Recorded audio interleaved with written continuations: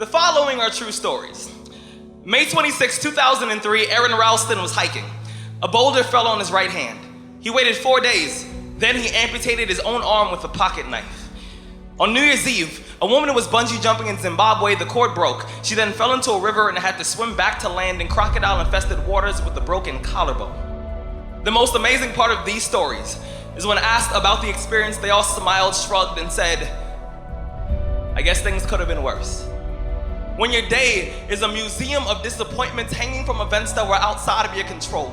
When you find yourself flailing in an ocean of why is this happening to me? When it feels like your guardian angel put in his 2-week notice 2 months ago and just decided not to tell you. When it feels like God is a babysitter that's always on the phone. When you get punched in the esophagus by a fistful of life, remember that you will survive. Remember, things could be worse. Remember, we are never, ever given anything that we can't handle. When the world crumbles around you, you have to look at the wreckage and then build a new one out of all the pieces that are still here. Remember, you are still here. The human heart beats approximately 4,000 times per hour, and each pulse, each throb, each palpitation is a trophy engraved with the words, "You are still alive."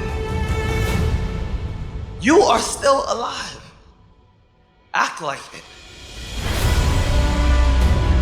I invested too much to quit. I made too many sacrifices to give up.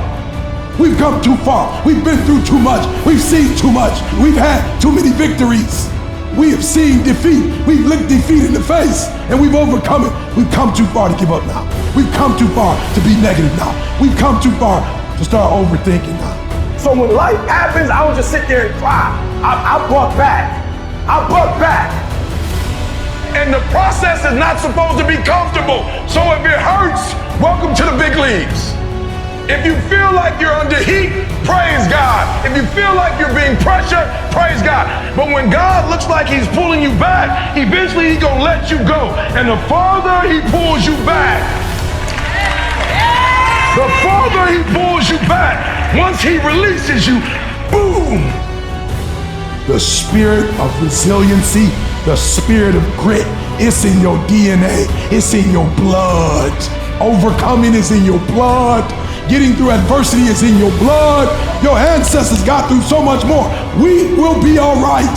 We need to focus on where we're going, not where we come from and what's happening. I just need you to keep walking toward it. I don't need you thinking about it no more. You're doing too much thinking. You analyze it too much. You're talking yourself out of it. I don't know if this is gonna work. I tried and it didn't work. I just need you to keep moving. I need you to make up in your mind that the only way you can lose is if you quit. And I just need you to keep going. You gotta tell life, I don't know who you've been dealing with, but you ain't dealt with me. You gotta tell bankruptcy. You gotta tell divorce. You gotta tell sickness. I don't know who you've been dealing with, but you come up against the wrong one this time. You can be and do whatever you want, and nobody can stop you. Nobody can stop you but you.